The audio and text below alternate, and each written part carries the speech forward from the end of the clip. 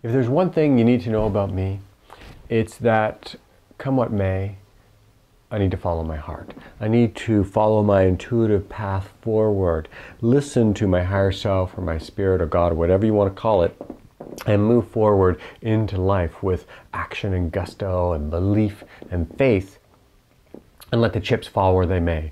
And my life is an example of that, is an evolution of following my heart path. And it hasn't always been easy, and I haven't often got the results that I wanted to get as I was following this path. But as I get older and move farther down the road, I see the intelligence of everything coming together. I see the interweaving of my life and the skills and experiences that allow me to make a difference, that have allowed me to create this program I call Hero Work, to perhaps inspire a few people to make a difference and to stretch their boundaries and to do things that maybe they didn't think that they could do before. This path really started when I hit my 30s, when that was the time at which my relationship with my high school sweetheart fell apart, and I, in essence, started my life again. My marriage was over, I had lost my house, I had relocated to a different part of the country, and I was starting fresh in a way. And I thought to myself, I am not going to live my life for other people. I'm not going to live my life to the status quo, to what other people think I should do. I'm going to live my life according to what my heart dictates me to do. I had always done visual artwork when I was younger, in high school. That's what I took in university. And I decided I'm going to start taking up my visual artwork again, because I felt like I was passionate about that. So I spent several years really getting into my visual work. I did sculptures and paintings. I had several solo shows here in Victoria, and I was starting to get a level of success. Throughout all this time, I was working, of course, in the restaurant business, as I still am right now, and that allowed me the time, availability, and energy to devote towards my art. But as I got into mid-30s, 33, 34, something like that, 33 let's say, I had this deep intuition. You see, the process of making visual artwork wasn't something that really worked for me in a way, because there was a whole part of my psyche that wasn't engaged in the process of making it. I would get this great idea to make a sculpture, let's say, and then it would be 3 weeks manual labor in order to make it happen. I'd get another idea and it would be a week and a half worth of manual labor. And so there was a part of me that wasn't really engaged in the process and wasn't satisfied with it. And this deep intuition said to me, you need to start writing, Paul. You need to start moving in this direction of literary work, of creating fiction. I kind of felt like I had this bag of magic fairy dust, and it was going to lead me down this magical path. And I felt, my intuition said, I didn't have a bag of magic fairy dust for visual artwork. Problem was that I had absolutely no skill at all in writing. And I had all this skill in visual artwork. So I was supposed to leave all of this skill and this work that I had done and move over into writing. And I said, okay, heart, let's move forward. Let's do this.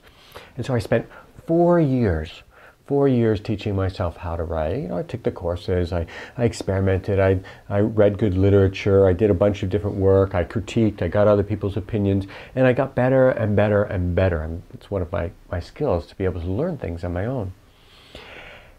And after 4 years, I helped my partner write her book and was the editor on that. And when the publisher saw this book, they said, wow, this is a really well-crafted book. It's one of the comments that they had made. It got published across North America. And I thought at that point, okay, I'm at professional level in terms of being able to craft the written word. And so at that point, I went on another 4-year journey to start writing my own fictional work. I spent all of these years writing a series of 5 books. I was several thousand pages in, and I was 75% done my first of these series of 4 or 5 books. All of this time, of course, I'm working in the restaurant industry, which isn't really feeding me in a metaphysical sense or in a spiritual sense, but it's giving me a lot of skill sets, because you may not expect it, but I am at heart an introverted person. I love to spend 8 hours alone by myself writing or just doing contemplative work. And the restaurant business really allowed me to get out into the world, allowed me to exercise that extroverted muscle so that I could step up in front of people and be comfortable and be at ease in that kind of a situation where when I was young I would be completely ill at ease or I had no ease at all. I felt tension and nervous and anxious all the time. And so there was a real benefit of working in the hospitality industry, aside from just earning my crust of bread and giving me the time to devote towards my creative work.